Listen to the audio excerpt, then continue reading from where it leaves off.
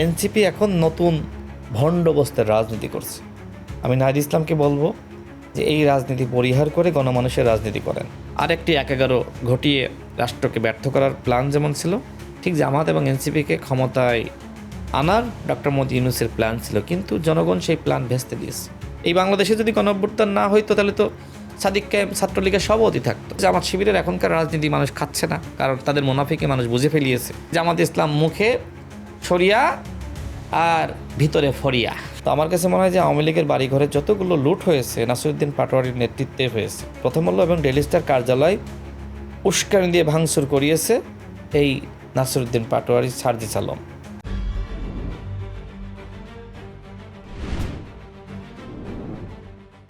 রাশেদ, এই আন্দোলনের পরে মানে ফল হিসেবে শেখ হাসিনা সরকারের পতন হলো, তিনি পালিয়ে গেলেন। এরপর উপদেষ্টা পরিষদ গঠন নিয়ে আপনার কাছে একটু জানতে চাই, এটা কিভাবে গঠন হলো? এটা কীভাবে গঠন হয়েছিল সেটা নাহিদ ইসলামরাই বলতে পারবে। তবে প্রকাশ্যে যেটি দেখেছি যে তারা 6 সদস্যের একটি লিয়াজু কমিটি গঠন করেছিল। নাহিদ ইসলাম নিজেই বলেছিলেন, যেটি আমি নিজেই শুনেছি, ডেইলি স্টারে এখনও পর্যন্ত সংবাদ পাবেন, যে এই 6 সদস্যের যে লিয়াজু কমিটি তাদের পরামর্শে উপদেষ্টা পরিষদ গঠিত হয়েছে। তার মানে কি, সেই লিয়াজু কমিটিতে মাহফুজ আলম সহ তাদের নেতৃবৃন্দই ছিল, তারাই উপদেষ্টা পরিষদ গঠন করেছিল। এক্ষেত্রে বিএনপি, আমি, আপনি, আমাদের কোনো ভূমিকা আছে বলে আমার কাছে মনে হয় না। ওটা এনসিপির সরকার ছিল, পরবর্তীতে অন্তর্বর্তীকালীন সরকার হয়ে যায় জামাতের সরকার। যেহেতু এনসিপি একা একা সামাল দিতে বা রাষ্ট্র পরিচালনা করতে পারছিল না, অর্থাৎ অন্তর্বর্তীকালীন সরকার ছিল জামাত এবং এনসিপির সরকার। শুরুতে তাদের ভিতরে চক্রান্ত ছিল যে নির্বাচন দিবে না, যেটা ডক্টর মোহাম্মদ ইউনূসের বক্তব্য বিশ্লেষণ করলে বোঝা যায়। দেশের বাইরে গিয়ে তিনি বলেছিলেন বাংলাদেশে একটিমাত্র দল ছাড়া কেউ নির্বাচন চায় না। তো এই চক্রান্তগুলো যে সময় আমরা বুঝতে পারি, সেই সময় আমরা নির্বাচনের দাবিতে আন্দোলন শুরু করি, কথাবার্তা বলি, প্রতিবাদ করি। তো একটা পর্যায়ে বেশ কিছু উপদেষ্টা তারাও বেশ ভূমিকা রাখে। আসিফ নজরুল স্যার, সালাউদ্দিন আহমেদ, ওয়াহিদুদ্দিন মাহমুদ, তারা একটা সময় সিদ্ধান্ত নিয়েছিল যে যদি নির্বাচন না দেয় আমরা পদত্যাগ করব। তারা ডক্টর মোহাম্মদ ইউনূসের সাথে সরাসরি খোলামেলা আলোচনা করে এবং একটা পর্যায়ে তাকে কনভিন্স করতে সক্ষম হয় যে নির্বাচনের দিকে আমাদেরকে যেতে হবে। দেখবেন তার আগের বক্তব্যগুলো, ডক্টর মোহাম্মদ ইউনূসের বক্তব্যগুলো খেয়াল করবেন যে তিনি বিএনপির বিরুদ্ধে বিষোদ্গার করছেন, এক প্রকার ছাত্র নেতৃবৃন্দকে আশীর্বাদ জানাচ্ছেন, দল গঠনের পরামর্শ দিচ্ছেন, তাই না? এমনকি নির্বাচনের আগেও দেখবেন মানে খুব কাছাকাছি সময়ে বলছে যে এই সকল ছাত্রদের অনেকে, মানে এই যে এনসিপি নেতাদের অনেকে মন্ত্রী হবে। আমার কাছে মনে হয় যে তিনি মনে মনে চেয়েছিলেন যে জামাত এবং এনসিপি ক্ষমতায় আসুক আর বিএনপি আওয়ামী লীগের মতন নাই হয়ে যাক। যে কারণে জামাতের আমির কার পরামর্শ আই ডোন্ট নো, আর গণঅভ্যুত্থানের পরপরই বিএনপিকে সংস্কার বিরোধী, বিএনপি চাঁদাবাজ, বিএনপি আওয়ামী লীগের মতনই ফ্যাসিস্ট হয়ে গেছে, সেই সময় মাত্র গণঅভ্যুত্থান শেষ হয়েছে। হ্যাঁ, এবং আওয়ামী লীগকে সাধারণ ক্ষমা ঘোষণা করা, সব মিলে একটা প্ল্যান ছিল। আর একটি ১/১১ ঘটিয়ে রাষ্ট্রকে ব্যর্থ করার প্ল্যান যেমন ছিল, ঠিক জামাত এবং এনসিপিকে ক্ষমতায় আনার ডক্টর মোহাম্মদ ইউনূসের প্ল্যান ছিল, কিন্তু জনগণ সেই প্ল্যান ভেস্তে দিয়েছে। বিএনপি গণমানুষের দল, এত বড় দল, বিএনপি আওয়ামী লীগ না যে আওয়ামী লীগের মতন ভুল করবে। হ্যাঁ, বিএনপি একটি দল, বিএনপি যারা করে তারাও তো মানুষ, মানুষের ভুল হয়। তবে আওয়ামী লীগের আসলে ভুল হলেও সেই ভুলটা স্বীকার করে না। বিএনপি ভুল স্বীকার করে, বিএনপি দুঃখ প্রকাশ করে, বিএনপি মানুষের দল, যে কারণে অনুতপ্ত বোধ হয়। ভুল হলে শুধরি নাই। আর আওয়ামী লীগের মধ্যে সেই গুণগুলো কোনোটাই ছিল না। শেখ হাসিনা যদি রংপুরে যে ঘটনা ঘটলো ওই দিনে যদি দুঃখ প্রকাশ করত, তাহলে কি আসলে আন্দোলনটা এত দূরে যেত? শেখ হাসিনার মধ্যে আমাদের একটা মনোভাব, আরে মার কাট সব শেষ করে দে, আমরা কেউ ফেলাইতে পারবে না। আসলে হয় না, বাংলাদেশের বাস্তবতায় এটি কখনো হয়নি। 24 আগস্টের পর বাংলাদেশে যে নতুন বন্দোবস্তের কথা বলা হচ্ছিল, সেখানে একটি নতুন শব্দ সম্পর্কে আমরা জানলাম, সেটা হচ্ছে যে মব কালচার। বিভিন্ন জায়গায় মব হয়েছে, মব করে অনেককেই আক্রমণ করা হয়েছে। এই বিষয়টিকে আপনি কিভাবে দেখেন? দেখেন, এগুলো তো আসলে অনেক পুরাতন বিষয়। মব তো এখন বন্ধ হয়ে গেছে, মোটামুটি মব আর কোথাও হচ্ছে না। যেটা দুই একটা বিচ্ছিন্ন ঘটনা হতে পারে, সেটা আসলে বাংলাদেশের যে আপনার রাজনৈতিক বাস্তবতা, এটা অতীতের থেকেও খারাপ হয়েছে। বাট বর্তমানে আমাদের মাননীয় প্রধানমন্ত্রী তিনি আসলে বিনয়ের সংস্কৃতি, আন্তরিকতার সংস্কৃতি, সমর্মিতার সংস্কৃতি, পারস্পরিক মূল্যবোধের সংস্কৃতি তিনি চালু করেছেন। ছোট্ট ছোট্ট অনেক বিষয় থেকে তিনি আমাদেরকে শেখাচ্ছেন। একটা টিস্যু আপনি আমি তো ফেলিয়ে দিই রাস্তায়, যেখানে সেখানে যত্রতত্র, তাই না? তিনি পকেটে রাখেন এবং তিনি তো আমাদেরকে শেখালেন। আমি নিজেও কিন্তু এই ভুলগুলো মাঝে মধ্যে করতাম। এখন আমিও চেষ্টা করি সেগুলো আসলে পকেটে রাখার এবং পরবর্তীতে নির্দিষ্ট স্থানেই ফেলার।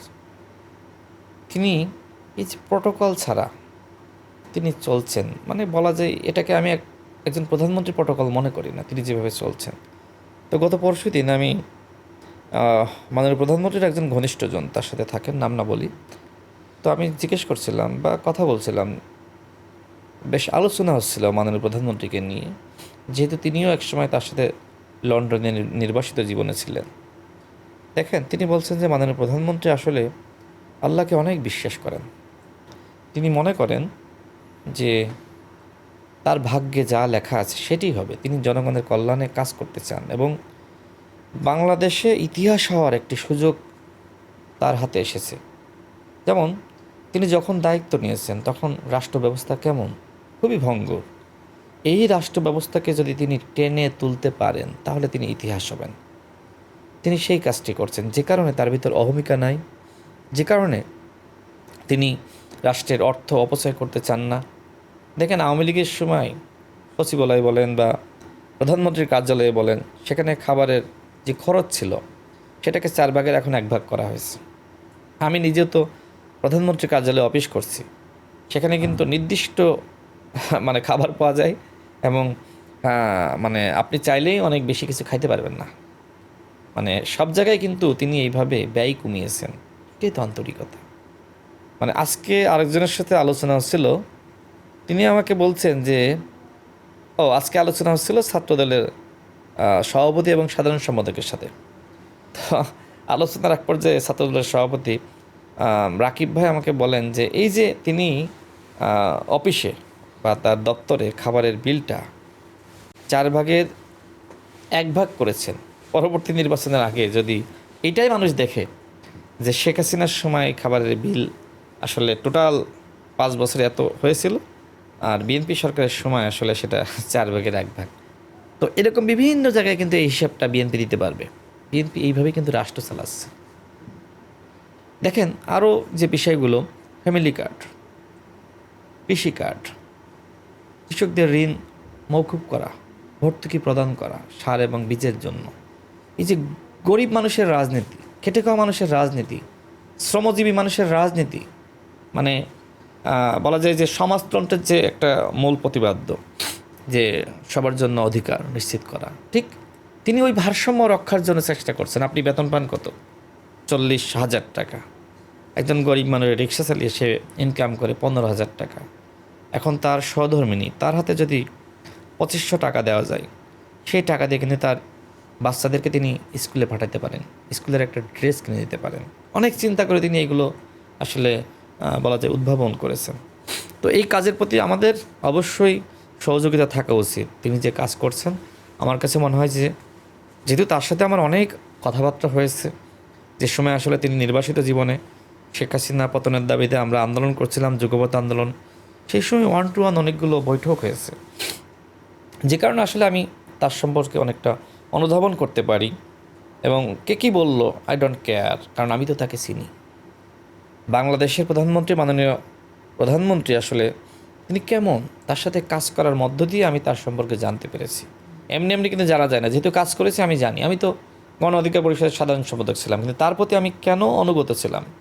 কারণটা হলো যে তার সাথে কাজ করতে গিয়ে এক ধরনের মোহ সৃষ্টি হয়েছিল। যেমন নির্বাচনের আগে দেখেন, গণ অধিকার পরিষদকে জামাতের সাথে নেওয়ার জন্য নানান চক্রান্ত হয়েছিল। এমনভাবে একটি পরিবেশ তৈরি করেছিল যে গণ অধিকার পরিষদ জোট করলেই জামাতের সাথে করতে হবে। তো সেই সময় আমি নুরুল হক নূরের সাথে বসলাম, তাকে বোঝালাম যে এই বাস্তবতায় গণ অধিকার পরিষদের উচিত বিএনপির সাথে যাওয়া, কারণ বিএনপি ক্ষমতায় আসতেছে। বিএনপিকে যদি আমরা সহযোগিতা করি, এই রাষ্ট্র এগিয়ে যাবে। আর এই রাষ্ট্রের প্রধানমন্ত্রী হবে জনাব তারেক রহমান, তাকে তো আমি চিনি, তুমিও তো চিনো। নুরুল হক নূরের সাথে আমাদের মানে বলা যায় যে দলগতভাবে আমাদের বর্তমান মাননীয় প্রধানমন্ত্রীর সাথে আমার এবং নুরুল হক নূরের অনেকগুলো একান্ত মিটিংও হয়েছে। তো যে কারণে আসলে তিনিও তো তাকে চিনেন। দেখেন, জনাব তারেক রহমান বাংলাদেশের মাননীয় প্রধানমন্ত্রী, তিনি মানুষকে মূল্যায়ন করেন, তিনি মানুষের কথাগুলো শোনেন। আমরা যে সময় কথা বলতাম না, তিনি কান পেতে আমাদের কথাগুলো শুনতেন দীর্ঘ সময়। সর্বশেষ তিনি সামারি করতেন। আমি দেখেছি যে তিনি আসলে তাড়াহুড়া করেন না, খুব ধৈর্যতার মধ্যে তিনি মন দিয়ে মানুষকে মানুষের কথা শোনেন, মানুষকে গুরুত্ব দেন। দেখেন, যে আপনাকে গুরুত্ব দেয়, আপনি তার প্রতি আসলে বলা যায় এক ধরনের মোহ সৃষ্টি হবে। আর আপনি একজন নেতার কাছে গেলেন, সময় দিল না, গুরুত্ব দিল না, পরের দিন আপনারা তার ভালো লাগবে না। বাংলাদেশের প্রধানমন্ত্রী তিনি মানুষকে সময় দেন, তিনি মানুষের রাজনীতি করেন। তার বাবা, তার মা যেমনিভাবে গণমানুষের রাজনীতি করেছেন, তিনিও গণমানুষের রাজনীতি করেছেন। আমাদের সবার উচিত তাকে সহযোগিতা করা। আর আল্লাহ তো আমাকে প্রধানমন্ত্রী বানায়নি, তাকে বানিয়েছে, তার ভাগ্যে লেখা ছিল। এটা আমাকে মেনে নিতে হবে, আপনাকে মেনে নিতে হবে। এই রাষ্ট্র যদি তার নেতৃত্বে এগিয়ে যায়, আমরা সবাই ভালো থাকবো। সুতরাং তাকে সহযোগিতা করা আমার দায়িত্ব, আমি এটা মনে করি। এটা আল্লাহর পক্ষ থেকে আমাদের কাছে আমানত, তাকে সহযোগিতা করা। তাকে ব্যর্থ করে লাভ নাই। আজকে যদি বিএনপিকে আপনি ব্যর্থ করেন, যেমনিভাবে জামাতে ইসলাম এনসিপি গণ অভ্যুত্থানের হুমকি দিচ্ছে, আচ্ছা বিএনপি ব্যর্থ হইলে জামাতের কী লাভ? আওয়ামী লীগ ফিরে আসবে, আর আওয়ামী লীগ ফিরে এসে জামাতের নেতাদেরকে আবার ফাঁসি দিবে। হ্যাঁ, বিএনপি তো 16 বছর ছিল, হ্যাঁ হয়তো অনেক সময় ঝটিকা মিছিল করতে হয়েছে, অনেক সময় বড় সমাবেশ করেছে, অনেক সময় প্রতিরোধ করেছে, তাই না? সক্ষমতা অনুযায়ী আমরা সর্বাত্মক চেষ্টা করেছি। জামাত ইসলাম তো 2 মিনিট 5 মিনিটের বেশি আসলে মিছিল করতে পারে নাই, মিছিল করেছে, ফেসবুকে আপলোড করেছে, শেষ হয়ে গেছে। আর সাদিক কায়েম এবং ফরহাদ রাজ, ডাকসুর ভিপিজিএস, তাই না, তারা তো ছাত্রলীগের মিছিল মিটিং করেছে। এই বাংলাদেশে যদি গণ অভ্যুত্থান না হইতো, তাহলে তো সাদিক কায়েম ছাত্রলীগের সভাপতি থাকতো, মানে আমার অনুমান। আর ফরহাদ থাকলো ছাত্রলীগের সেক্রেটারি, তারা তো ছাত্রলীগই করেছে। দেখেন, বাংলাদেশে যে শেখ হাসিনা দীর্ঘদিন ক্ষমতায় টিকে থাকলো, এর পিছনে জামাত এবং শিবিরের দায় আছে। কারণ তারা গুপ্তভাবে ছাত্রলীগ করেছে, আওয়ামী লীগ করেছে। তারা যদি প্রকাশ্যে ছাত্রলীগ এবং আওয়ামী লীগকে প্রতিরোধ গড়ে তুলতো, তাহলে এতদিন কিন্তু ওই ফ্যাসিস্ট টিকতে পারে না।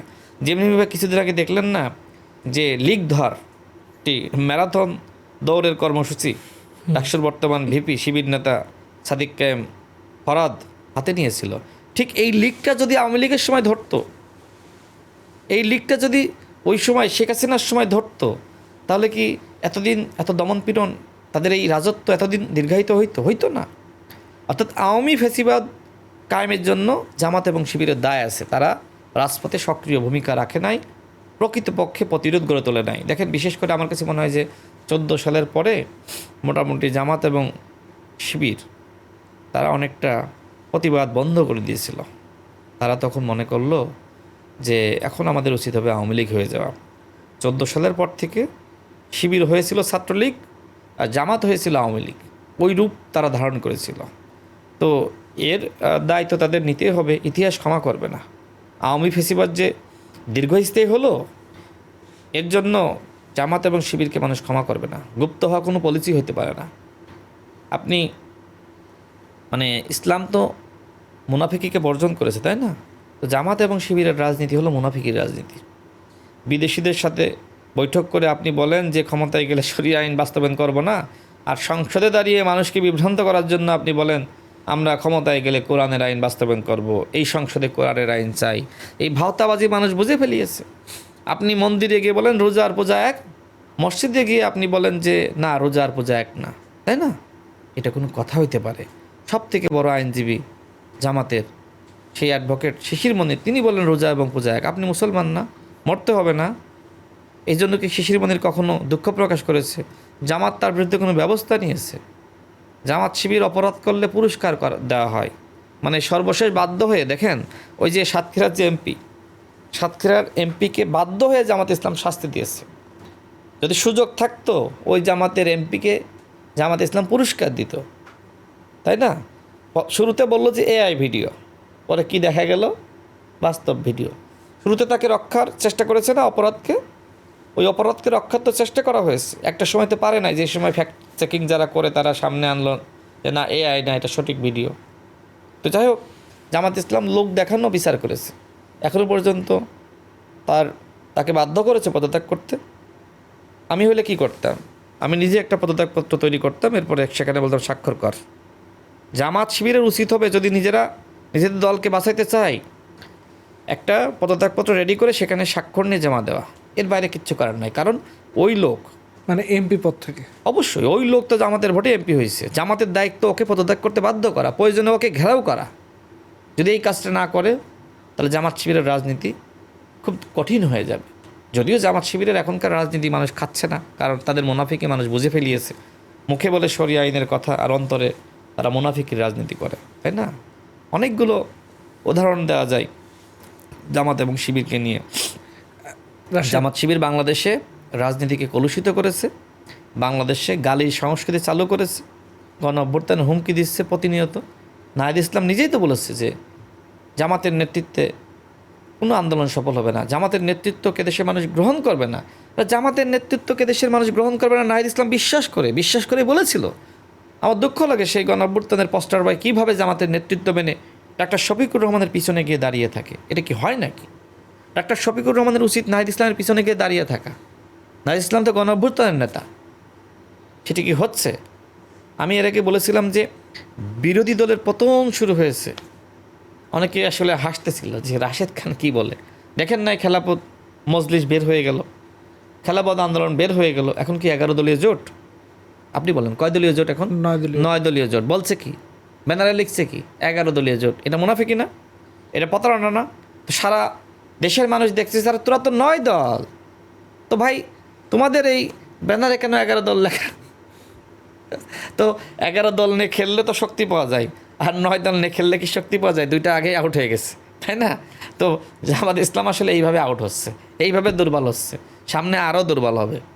কারণ যারা শরিয়া ভিত্তিক রাজনীতি করে, দেখেন আমি মধ্যপন্থী রাজনীতি করি, একটা ভিন্ন বিষয়, কিন্তু যে শরিয়া ভিত্তিক রাজনীতি করে, আবার আর একটা শরিয়া ভিত্তিক রাজনীতি যে করে বলে দাবি করছে, কিন্তু প্রকৃতপক্ষে সে মুনাফিকি রাজনীতি করছে। আচ্ছা, ওই শরিয়া ভিত্তিক রাজনীতি যে করছে, তারা কি আসলে তাদের ওই জামাত ইসলামের অপরাধকে মানে সহযোগিতা করার মাধ্যমে, সমর্থন করার মাধ্যমে অন্যায় করতেছে না, পাপ করতেছে না? আমি মনে করি জামাত যেহেতু শরিয়া আইন কায়েমের নামে ভণ্ডামি করছে, জামাতের জোটে যে সকল ইসলামিক দল রয়েছে তারা এক ধরনের পাপের মধ্যে রয়েছে। জামাত তো বলে নাই যে আমি মধ্যপন্থী রাজনীতি করি, মধ্যপন্থী রাজনীতি করলে ভিন্ন বিষয়। যেহেতু আপনি ইসলাম নিয়ে রাজনীতি করছেন, সুতরাং ইসলাম নিয়ে কোনো প্রতারণা মুনাফিকি চলে না। মধ্যপন্থী রাজনীতি করেও প্রতারণা মুনাফিকি চলে না, কিন্তু ইসলাম তো সেন্সিটিভ একটি জায়গা।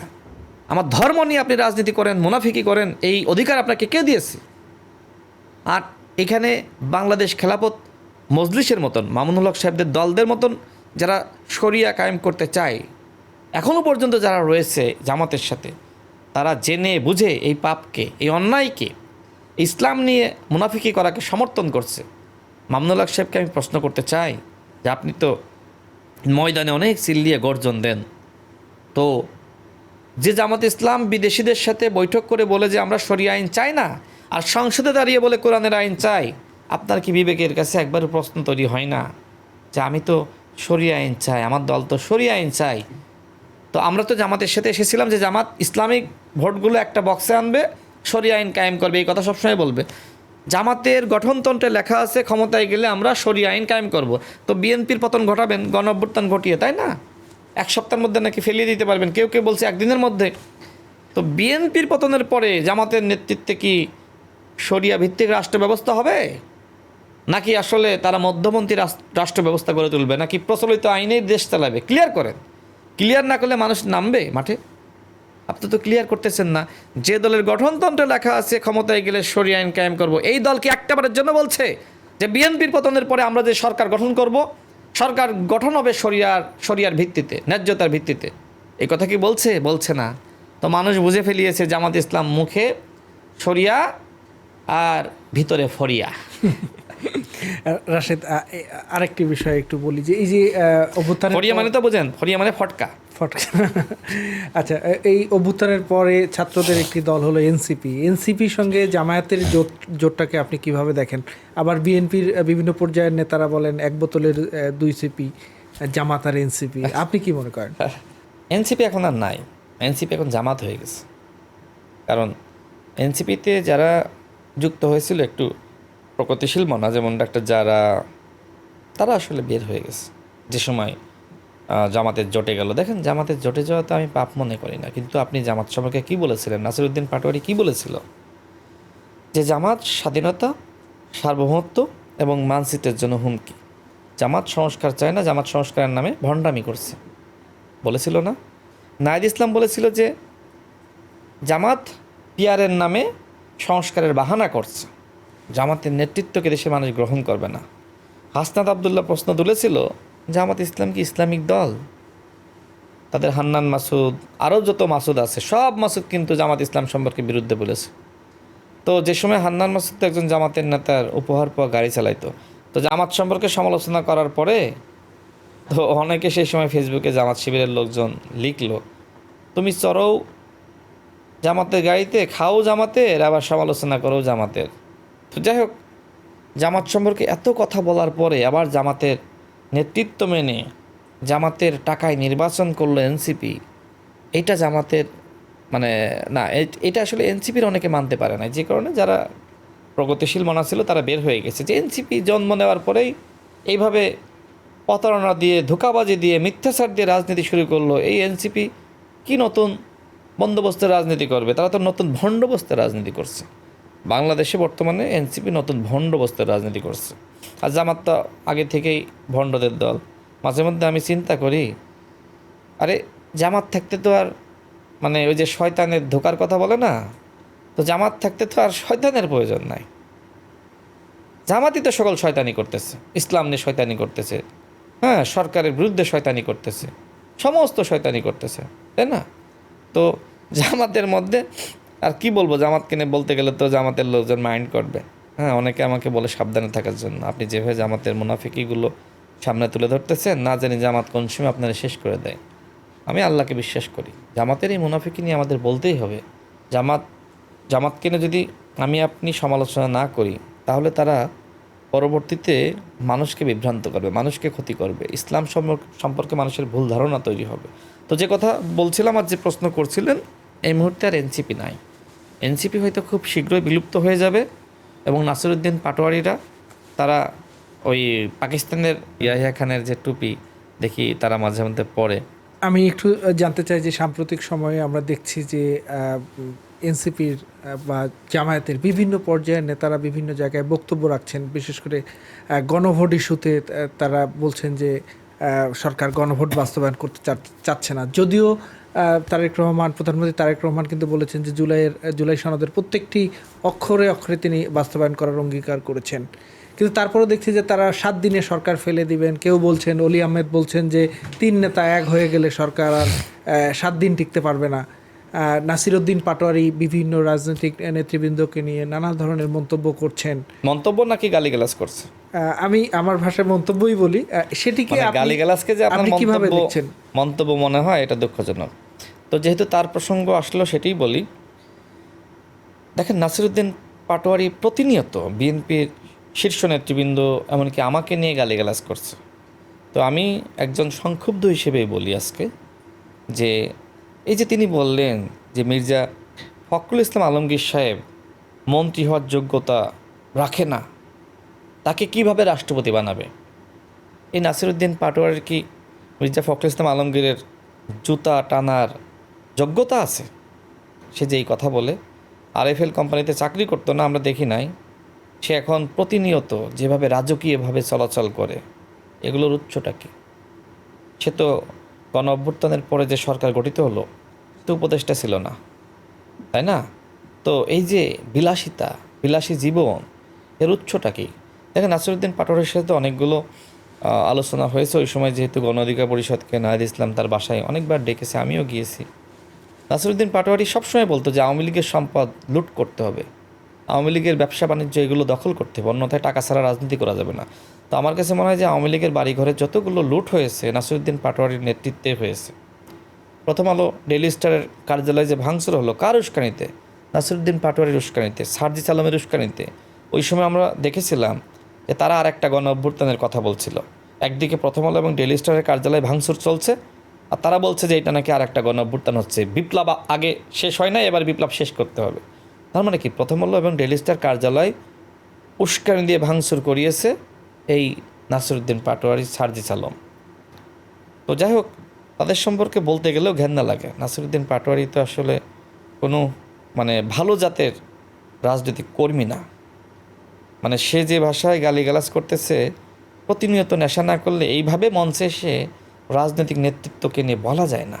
বিশেষ করে মির্জা ফখরুল ইসলাম আলমগীর সাহেবকে নিয়ে যে কথা বলল, এটা অত্যন্ত নিন্দনীয়। আপনি বললেন যে বক্তব্য, এটা বক্তব্য না, এটা গালি, মন্তব্য। হুম। মানে মন্তব্য বললেন, এটা গালি। এইভাবে অতীতে কোনো নেতা কাউকে সমালোচনা করে নাই। আমার সম্পর্কে যেসব বাজে মন্তব্য করলো, তাই না? নাসিরুদ্দিন পাটোয়ারিকে কে চিনত? আমরা তো 8-10 বছর ধরে বাংলাদেশে রাজনীতি করছি, মার খেয়েছি, আন্দোলন সংগ্রাম করছি। যে সময় আমরা রাজপথে মার খেয়েছি, নাসিরুদ্দিন পাটোয়ারি সে সময় আরএফএল কোম্পানিতে চাকরি করত, তাই না? আজকে হ্যাঁ, মাঝখানে সেও বিভিন্ন সময় 2-1টা মুভমেন্ট করেছে, এইটা অস্বীকার গেলে হবে না। কিন্তু তিনি তো অধিকাংশ সময় তো চাকরি করেছেন, আর আমরা সে সময় মার খেয়েছি, আমরা তো কখনো রাজপথ ছেড়ে দিইনি। আজকে তিনি গণ অভ্যুত্থানের পরে বিশাল বিপ্লবী হয়েছেন। পুলিশের প্রটোকলে এক জায়গায় যান প্রোগ্রামে, পুলিশের প্রটোকল নিরাপত্তায় তিনি বিএনপি সরকারের বিরুদ্ধে বিপ্লবের কথা বলেন, গণ অভ্যুত্থানের হুমকি দেন, তাই না? এত সস্তা। তো আপনার যদি এত ক্ষমতা থাকে, সে বলছে যে তারেক রহমানের সরকারকে উৎখাত করবে, তারেক রহমানের সরকারকে ব্যর্থ করবে, নানান হুমকি ধামকি। তো এত যদি ক্ষমতা থাকে রে বাবা, মাঠে নেমে এক দফার ঘোষণা দেন, নিষেধ করছেটা কি? এই যে এনসিপির জুলাই পদযাত্রা, এই জুলাই পদযাত্রায় যারা মানে শুরুতে খরা হয়েছিল, ওই সময় তো বৃষ্টি চলছিল না, যে সময় শুরু হলো এনসিপির জুলাই পদযাত্রা, তো বৃষ্টির মধ্যে এনসিপির খরা, লোকজন হয় না। এরপরে নাসির পাটোয়ারি, হাসনাত, সার্জিস যেখানে যায়, জামাতের ওই এলাকার আমিরকে ফোন দেয় যে আমাদের প্রোগ্রামে একটু লোক পাঠান, আপনারা আমরা তো একই, একটু চিল্লাপাল্লা করি, আপনাদের হয়েই তো বলবো, আমরা তো আপনাদেরই লোক। নাসিরুদ্দিন পাটোয়ারি বললো না আমি আগে শিবির করতাম, বললো না? আর সে বামদের গালিগালাজ করলো। আমি একটা বক্তব্য হঠাৎ সামনে আসলো, ছোট্ট বক্তব্য, সে জুনায়েদ সাকিব ভাইকে বাম বলে গালিগালাজ করতেছে। ক্যাম্পাসে থাকতে তো আমরা দেখেছি নাসিরুদ্দিন পাটোয়ারি বাম। এই জুনায়েদ সাকিবের যে ছাত্র সংগঠন, ছাত্র ফেডারেশনের সে নেতা ছিল, সবাই তাকে বাম নেতা হিসেবে চিনত, এবং সে হাফ প্যান্ট পরে ক্যাম্পাসে ঘুরে বেড়াতো, সোহরাওয়ার্দী উদ্যানে ঘুরে বেড়াতো, তাই না? ছাত্রদলের কয়েকজন নেতার বক্তব্য তো শুনেছেন। এখন সে বড় মৌলবী হয়েছে, টুপি মাথায় দিয়ে আর খোঁচা খোঁচা দাঁড়িয়ে রেখে সে বক্তব্য দেয়। মানে কি বলবো আসলে, মানে নাসিরুদ্দিন পাটোয়ারি যে মানে একজন বাম শিবিরদের যে গুপ্ত রাজনীতি না, সেই গুপ্ত রাজনীতির নিকৃষ্ট উদাহরণ নাসিরুদ্দিন পাটোয়ারি। শিবিরের গুপ্ত রাজনীতির সবথেকে নিকৃষ্ট উদাহরণ এই নাসিরুদ্দিন পাটোয়ারি। মানে শিবির যদি বাম হয়, তার চরিত্র নাসিরুদ্দিন পাটোয়ারির মতো হয়। আচ্ছা, রাশেদ, এই গণঅভ্যুত্থানের পর একটা বলা যায় যে বাংলাদেশের ইতিহাসে একটা স্বচ্ছ নির্বাচনের মধ্যে অন্যতম নির্বাচন হয়েছে এবার। তো এই পর্যায়ে এত জনসমর্থন নিয়ে আসা সরকারকে তারা বলছে যে আরেকটা গণঅভ্যুত্থানের মাধ্যমে ফেলে দিবেন। বিরোধী দলের বিভিন্ন পর্যায়ের নেতারা বলছেন, আসলেই কি এটা সম্ভব কিনা? জামাতের নেতৃত্বে দেশে কোনো গণঅভ্যুত্থান হবে না। জামাত তারা সবসময় চিল্লা পাল্লা করে আসলে মূলত নিজেদের গুরুত্ব বাড়াইতে চায়। এই মুহূর্তে আসলে মানুষ মনে করছে বাংলাদেশে প্রকৃত কোনো বিরোধী দল নাই। জামাতকে মানুষ চেয়েছিল, হ্যাঁ, তারা বিরোধী দল হিসেবে ভূমিকা রাখুক, কিন্তু যেটি হলো যে জামাত আসলে বিরোধী দল হিসেবে, যদি আপনি আমাকে বলেন কত মার্ক দিবেন, আমি বলবো বিরোধী দল হিসেবে জামাতকে 100-র মধ্যে সর্বোচ্চ 10 দেওয়া যায়, এর বেশি দেওয়া যায় না। তাদের একজন এমপির অপকর্ম সারা বাংলাদেশে ভাইরাল হলো, তাই না? একজন এমপি লিফটের মধ্যে কি করতেছে, বেঞ্চের উপর বসে কি করতেছে, এগুলো বলাও যায় না। একজন চাই পর্দা, একজন চাই ওভেন, একজন চাই ওয়াশিং মেশিন, একজন আবার জামাত জোটের এমপি, সে বলে গাড়ি দেন, একজন বলে বাড়ি দেন, একজন বলে অফিস দেন। কী রে বাবা, এটাই কি জুলাই জাতীয় সনদ নাকি? এটাই কি আপনার গণভোট নাকি? হ্যাঁ। এরপরে জামাতের আমির বলল যে আমরা ওই সময় বলেছিলাম, কিন্তু এখন যদি কেউ ব্যক্তিগতভাবে বাড়ি গাড়ি চাই, প্লট সুবিধা চাই, সেটা সে নিতে পারে। দেখেন মুনাফিকি দেখছেন, গণভোট নিয়ে তো তারা টোটালি প্রতারণা করছে, জুলাই জাতীয় সনদ নিয়ে প্রতারণা করছে। দেখেন ওই সময় ডক্টর মোহাম্মদ ইউনূস নিজেই বলেছিল যে কোন দল কতটুকু সংস্কারে ঐক্যমত হবে আর কতটুকু ভিন্নমত থাকবে সেটা আমরা সব ওয়েবসাইটে দিয়ে দেবো, বলেছিল না? বলছিল তো। তো বিএনপি নোট অফ ডিসেন্ট দিয়েছিল, এবং যে জুলাই জাতীয় সনদে আমরা স্বাক্ষর করলাম সেখানে নোট অফ ডিসেন্ট ছিল। এরপরে যে সময় জুলাই জাতীয় সনদ বাস্তবায়ন আদেশ জারি করলো, নাই, সেই নোট অফ ডিসেন্ট বাদ চলে গেল। প্রতারণা কে করলো? বিএনপি নাকি অন্তর্বর্তীকালীন সরকার? ঠিক গণভোট নিয়েও জালিয়াতি হয়েছে। শুরুতে যে পরিমাণ গণভোট দেখালো, এরপরে 11 লাখ কমে গেল, কই গেল এগুলো? আপনি 1,000 না 2,000 না 5,000 না 10,000 না, আপনি 11 লাখ আপনি বেশি দেখিয়েছিলেন। এরপরে বলছেন সরি, মেশিনে ডিস্টার্ব ছিল। তো আরও যে ডিস্টার্ব হয়নি, আরও যে ভুল হয়নি গণভোট নিয়ে, এর নিশ্চয়তা কি? রাশেদ, আপনার কাছে আরেকটা বিষয় জানতে চাই যে এই যে আরেকটা গণঅভ্যুত্থানের কথা বলা হচ্ছে, 7 দিনের মধ্যে সরকার ফেলে দেওয়া হবে, এটা কি সম্ভব কিনা? দেখেন, যেভাবে কর্নেল অলি আহমেদ গোয়েন্দা সংস্থার ফাঁদে পা দিয়েছিলেন, সেটা কিন্তু বিস্তারিত প্রথম আলোতে উল্লেখ করা হয়। এখন তিনি বলছেন ডাক্তার শফিকুর রহমানের নেতৃত্বে ছোট ছেলে নাহিদ ইসলাম এবং মামুনুল হক যদি এক হয়, বিএনপি সরকারের 1 সপ্তাহের মধ্যে পতন হয়ে যাবে। তারা কি এখন এক নাই? তারা কি বিচ্ছিন্ন? আর শাহরিয়ার কবির, সব তো এক আরেকজন হয়ে জামায়াতের বুদ্ধিজীবী, তিনিও এই কথা বলেছেন। শাহরিয়ার কবি বলেছেন যে ভারতে যে আন্দোলন হয়েছে এটা আমরা করিয়েছি। হ্যাঁ, দেখেন, জামাতের বুদ্ধিজীবীদের মাথায় যে গোবর, তার উত্তম উদাহরণ হলো এই শাহরিয়ার কবি। মানে জামাত শিবিরের লোকজনকে প্রশিক্ষণ দেওয়া হয় কাদের মাধ্যমে? এই শাহরিয়ার কবিদের মাধ্যমে। তো জামাতের নেতাকর্মীদের মাথা থেকে গোবর উৎপাদন হবে না তো কি উৎপাদন হবে আপনি বলেন? যাদের প্রশিক্ষক হয় শাহরিয়ার কবি। তো যে কথা বলছিলাম, তো জামাত ইসলাম, এনসিপি আর খেলাফত মজলিস বাংলাদেশ, তারা তো একই রয়েছে, আলাদা তো না, এবং একই মঞ্চে আমি ছিল। একটু যোগ করে দিই, বিভিন্ন সমাবেশে ওই যে জাকপার যিনি মুখপাত্র রাশেদ প্রধানও এরকম কথা বলছেন। তিনি একটু বেশি হুঙ্কার দেন, বাট এতটুকু বলি, 24-এর নির্বাচনে আমি তাকে আটকিয়েছিলাম যে ভাই যেন না। 24-এর নির্বাচনে তারা চলেই যাচ্ছিল এক প্রকার, আমি তাকে বলেছিলাম আপনি ইয়াং, আমিও ইয়াং, জনগণ আপনাকে প্রত্যাখ্যান করবে। এই কথা আমি কখনো বলি না, আজকে বললাম। আপনি তাকে জিজ্ঞেস করেন। আমি বলছিলাম যে ভাই, তিনি আমাকে বলছিলেন জানিয়েন, আপনারা কি করবেন জানিয়েন। মানে তার সুরটা ছিল এরকম যে আমরা যদি চলে যাই সেও চলে যাবে। কিন্তু আমি তাকে বলেছিলাম ভাই প্লিজ কিন্তু ভুল করেন না, আমাদের অনেক রাজনীতি করার সুযোগ আসবে। তো যাই হোক, তাকে ধন্যবাদও জানাই যে তিনি যাননি শেষমেশ।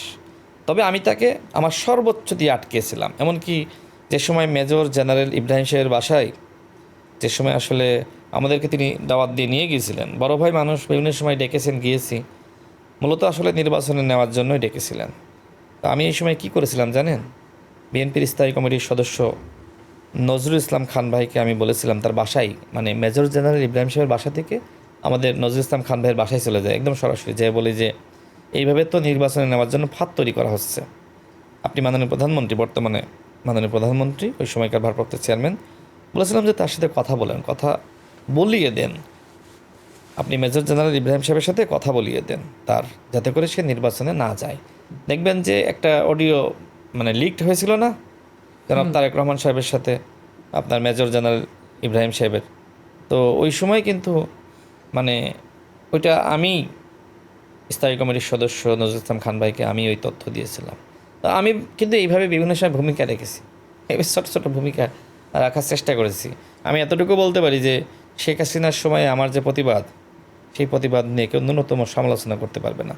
আমার ওয়াইফ একদিন আমাকে বলছিল, যে সময় আসলে মনে হচ্ছে যে আমাদেরকে বাধ্য করবে নির্বাচনে যেতে, সে বলছিল প্রয়োজনে গুম করে করুক, কিন্তু জনগণের সাথে বেইমানি করা যাবে না। এই যে 9 দলীয় জোটের যারা আছে তাদের অনেকে বড় বড় কথা বলছে, একসময় বিএনপির সাথে ছিল। বিএনপি যদি আসন দিত, তারা কি এই 9 দলীয় জোটে তারা যেত?